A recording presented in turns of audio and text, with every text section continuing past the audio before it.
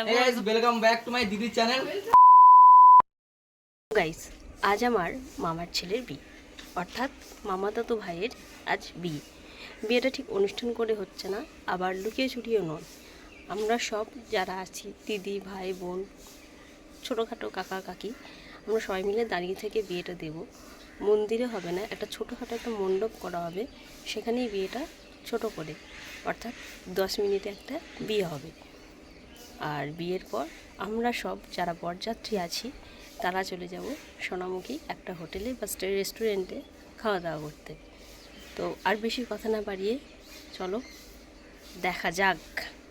বিয়ের লগ্ন ছিল 8টা, তবে তার আগেই বিয়ে বসে গিয়েছিল, কারণ খুব লুকিয়ে চড়িয়ে বিয়ে হচ্ছে, যেহেতু কনের বয়স হয়নি।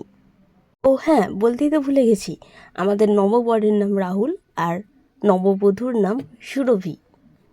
দেখে বলো তো নতুন বর বধূকে কেমন লাগছে। আর বিয়ে বাড়ি মানে তো হাসাহাসি হবেই, তাই কনের যে দিদি, ওই যে বড় বড় দাঁত বের করে হাসছে, সে হলো আমাদের কনের দিদি, তাই তাকে নিয়ে একটু রঙ্গতামাশা হচ্ছিল। আজকে সব এক কাজে সব কাজ করে দেবো।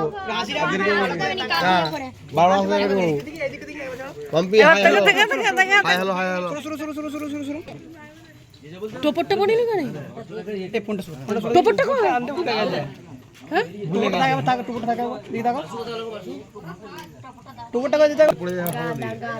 ঠিক আছে, দুজন দিকে তাকাই। বিয়ে যে দিচ্ছিলেন পুরোহিত, তাকে আমাদের প্রথম থেকেই ভালো লাগেনি। মানে সব অন্য অন্য নিয়ম, আমরা যেটা দেখে এসেছি তা হয়নি। মানে প্রথমে কি হয়, মুখোমুখি বর বউ দাঁড়িয়ে থাকে, তারপর তাদের সুপ্রতিষ্ঠি হওয়ার পর বর নববধূকে কোড়ে আঙুল ধরে তার পাশে এসে বসায়। অথচ এই ব্রাহ্মণ প্রথমেই বর বধূকে পাশাপাশি বসিয়ে দিল। একটু খটোমটো লেগেছিল বিবাহটি।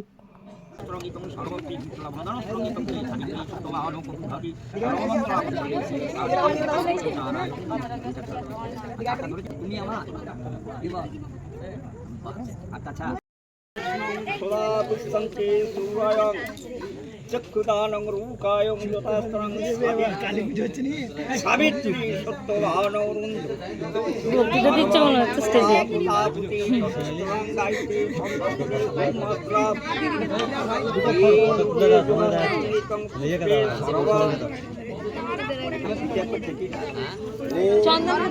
প্রজাপতির শিশ্রং সাবিত্রী সত্যবান অরুন্ধতী সর্বং একং পুষ্পে সদাস্ত্রং শঙ্খচক্র গদাপদ্মং। সেই জঙ্গল ইচ্ছে করেই এই জায়গাটায় আমি পুরোহিতের মন্ত্রটা দিয়েছি, মানে তোমরাই একটু শোনো, এই বিবাহের মন্ত্র পড়ছে নাকি কোনো যাত্রাপালা করছে নাকি মঞ্চে উঠে কোনো নেতা ভাষণ দিচ্ছে, আমি সত্যিই জানি না। আমরা তো খুব হেসেছি এই পুরোহিতের বিবাহ দেওয়ার মন্ত্রপাঠ শুনে। সাক্ষী রেখ প্রজাপতি ঋষিস্ত্র সর্বযজ্ঞ দেবতা পূজা সিঁদুর সর্বসাক্ষী ব্রাহ্মণ সাক্ষী দেবতা সাক্ষী গুরু সাক্ষী নিজস্ব সাক্ষী সর্ব যদিতং বিদতং মম। ঠিক আছে,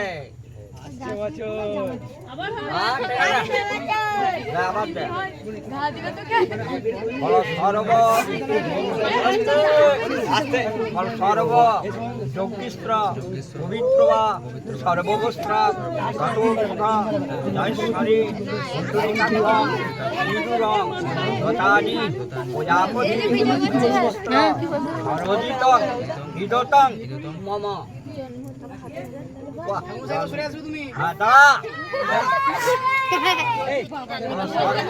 দাঁড়ারে বাবা, আমার সর্ব যজ্ঞিস্ত্র নমস্ত যদিত হৃদত মম। টাকাটা লে দেখ কি ফটো তুলতে। ঠিক আছে, এবারে তুমি নিজের কাজটা করো, আমি চলে যাচ্ছি। হ্যাঁ, 16ই অক্টোবর 16ই অক্টোবর রাহুল সুরভি হিপ হিপ হিপ হিপ। বিয়ে সম্পন্ন হয়েছে, এবার বর বউকে ঘরে ঢুকানো হবে। তো যেটা নিয়ম থাকে, কনের বাড়ির দিদি, বোন, বৌদি যারা থাকে তারা দরজা আটকায় এবং দরজা আটকিয়ে বরের কাছ থেকে কিছু টাকা আদায় করে। সেটারই প্রস্তুতি নিচ্ছে এরা। আমরা ভিতরে ছিলাম, আমরা কিছু করিনি। ওরা টাকার একটা রোফা করেছিল, 2000 টাকা চেয়েছিল, কিন্তু দুর্ভাগ্যবশত তাদের হাতে দেওয়া হয় 400 টাকা। বিয়ের দিন রাতে, বিয়ের পর কনের বাড়ির লোক দরজা ধরে, আর বিয়ের পরের দিন অর্থাৎ বউ আসার দিন বরপক্ষ বা পাত্রপক্ষের যে দিদিরা থাকে তারা দরজা ধরে। এই জবা তোরা তোরা কত চেয়েছিলি? 2000 500 মাছের বাজার। ওরা 4-5টা মেয়ে ছিল, তাই 400 টাকাতেই ওরা সন্তুষ্ট, বেশি বাড়াবাড়ি করেনি। ওরা দরজা খুলে দিয়েছিল। দরজা খুলে দেওয়ার পর বর বউ ঢুকে যায়, আর আমরা যারা দিদিরা ছিলাম তারা বেরিয়ে গেছিলাম, কারণ এরপর গাড়িতে উঠতে হবে। গাড়ি উঠে আমাদেরকে সোনামুখীর উদ্দেশ্যে যেতে হবে, কারণ সেখানে খাওয়া দাওয়ার বন্দোবস্ত করা হয়েছে। তো চলো, দেখা হচ্ছে রাস্তায়। করেছিলাম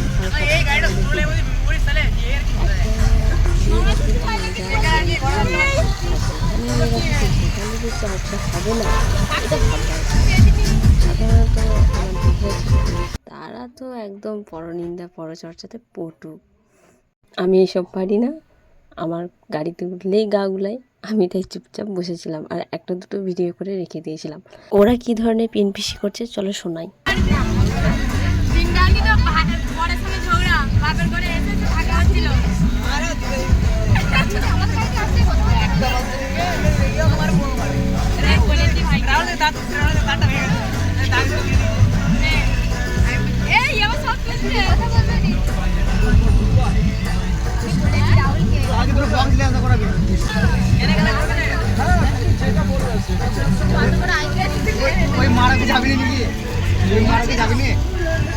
কি বলছিস বল এবার। তোর ননদের গায়ে দিদি পায়েল, এই কোয়েল আমাকে বললো ধরতে, আমি ধরেছি। ভিডিও হচ্ছে, এটি ছাড়বো আমি একদম নয়, বেরোবো একবারে। শেষমেশ আমরা রেস্টুরেন্টে গিয়ে হাজির হই। হ্যাঁ, এবার যেটা বলবো সেটা হলো খাবারের গুণমান। লোকে বলবে হয়তো খেয়ে বদনাম করছে, কিন্তু এটা আমার মতামত নয়, এটা সবার। মানে আমরা যে 60 জন ছিলাম, সেই 60 জনের কারোরই খাবার পছন্দ হয়নি। হোটেলে খাবার বলেছে বলে হোটেলওয়ালা এমনভাবে আমাদের ঠকিয়েছে যেটা কল্পনার বাইরে। প্লেন ভাত ডাল ছিল, কোনো অসুবিধা নেই, সেটার জন্য বলছি না। তবে মাংসর মধ্যে ছিল কাঁচা গন্ধ, আর একটা করলার তরকারি ছিল যেটা এত পরিমাণ তিতো দিয়েছে, বিয়েবাড়ির মিষ্টত্বের জায়গায় আমাদের সবার মুখ তেতো করে দিয়েছিল। আর এই যে মাছ খাওয়ানো হচ্ছে, নতুন বর কিন্তু মাছ খায় না, তাই গন্ধে মুখ নিতে পারছে না। একে দেখো, এর ভিডিও না করলেই নয়। এ হলো আমাদের সবার বড় দিদি, তাই এর একটু পিছনেতে লাগতেই হবে। এ এমনভাবে খেয়েছে, সবার পাত্তার থেকে এমনভাবে তুলেছে, দেখে মনে হচ্ছে বহু বছর অনাহারে দুর্ভিক্ষে পীড়িত ছিল, খাবার পায়নি।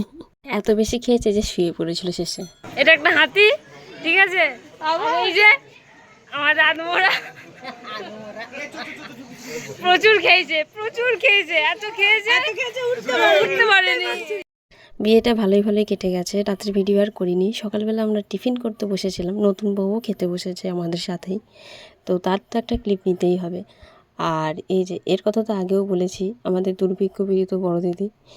কথায় বলে ভোজনে আগে দাঙ্গায় পড়ে, তাই আমাদেরকে প্রথম ব্যাচেই খেতে বসিয়ে দেওয়া হয়েছিল। আর ওই যে ছোটো জামাইবউটি একদম গামছা বেঁধে লেগে পড়েছে, তার সাথে আছে মামা এবং মামি। আর ছোটো জামাইবাবু তো সবাইকে পরিবেশন করছে, ঘুগনি একদম ফেরিওয়ালা হয়ে গেছে।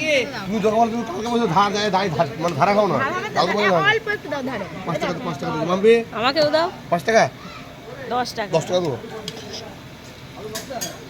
ঝোল দেখে দেবে, এমন দিচ্ছ। লাও, ওই যে হ্যাঁ লঙ্কা নেবে নাকি, পেঁয়াজ? না বলো, সমুদ্রের বিয়েতে কেমন এক্সপিরিয়েন্স? খুব ভালো লাগছে। আমি ঘুগনি বালতি হাতে নিয়ে নিয়েছি, কোনো অসুবিধা নাই, সবাইকে পরিবেশন করছি। বালতিটা দেখি দাও। এই বালতি। আচ্ছা, প্রীতিভোজের খাওয়ানো রাতে হয়, কিন্তু যেহেতু বিয়েটা ছোটোখাটো করে হয়েছে তাই দুপুরেই প্রীতিভোজের খাওয়ানো হবে সবাইকে। তো তারই জন্য রান্না বসে গেছে। আর আমরা খেয়ে উঠে পড়েছিলাম বলে যারা দ্বিতীয় ব্যাচে বসেছে তাদেরকে আমরা পরিবেশন করছিলাম। তো রাহুলকে জিজ্ঞেস করলাম যে বিয়ে করে কেমন লাগছে, তো এত নির্লজ্জ, সে হাসি মুখে মামির সামনে বসে বসে বলছে খুব ভালো লাগছে। বিয়ে করে কেমন লাগছে? নির্লজ্জ না, আমি তো রেকর্ড করে রাখছি, তো 2 মাস পর আবার জিজ্ঞেস করবো। তো বিয়ে 7-8 বছর হয়ে গেছে, তোমার এক্সপিরিয়েন্স কি? ঠিক আছে ঠিক আছে। দিদি থাকালে তার জন্য কিছু বলতে পারছে না।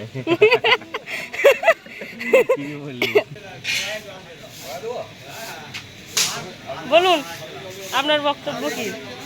ভাইয়ের বিয়ে ভালোই লাগছে, ঝাঁটা হাতে লেগে পড়েছি। ঝাঁটা হাতে? আরে আমার মাইক টানলে ভালো হতো জানিস। আজ থেকে তোমার ভাত খাওয়ার দায়িত্ব নেই। শুধু ভাত না, মেকআপ, নেল পলিশ, ফোনের রিচার্জ। বলো ওখানে যে বলো।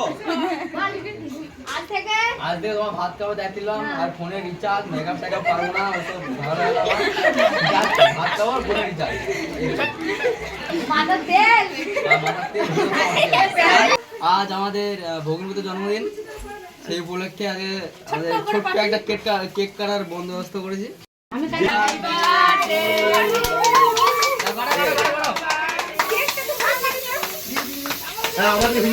মোমবাতি নিবা।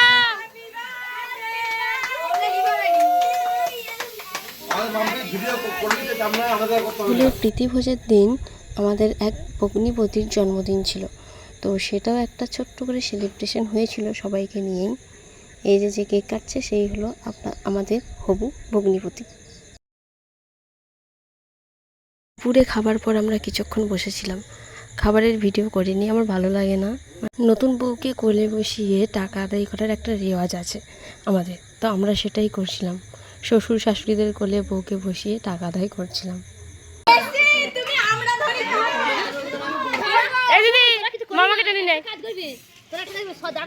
সুরভিকে কোলে বসিয়ে টাকা আদায় করছিলাম বলে রাহুল বলছে আমার বউকে নিয়ে টাকা আদায় করছিস, আমাকে কিছু দিবি না? তো তাই দিদি বলছিল যে মাইক আনবো, তুই বেশি করে শুনে নিবি।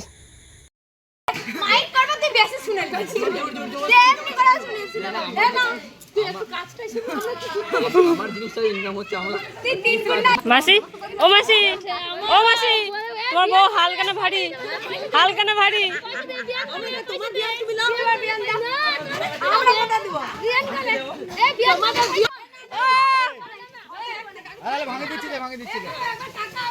বিয়ে বাড়িতে নাচা গানা হবে না এটা তো ভাবা যায় না, তাই নতুন বউকে কোলে বসিয়ে যে টাকা উঠেছিল সেটা দিয়ে বক্স আনার কথা ভাবছিলাম।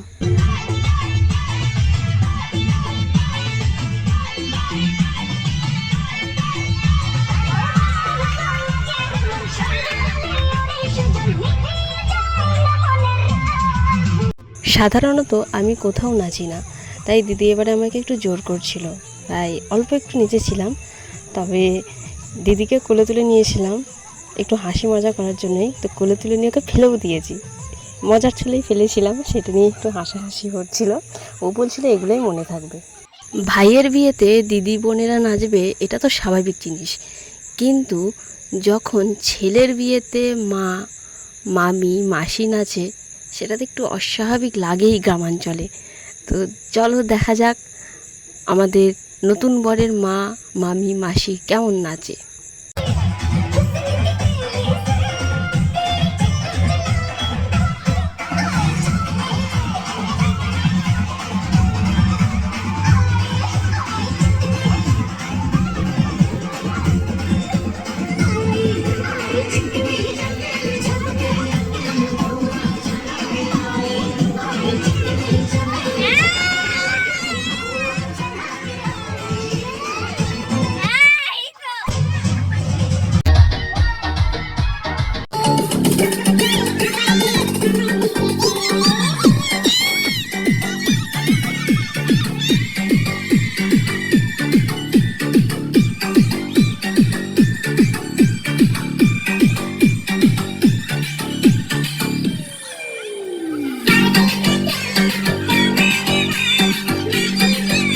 আমাদের গ্রুপটাই যে ফাটিয়ে নেচেছে, চলো এবার তার নাচ দেখানো যাক।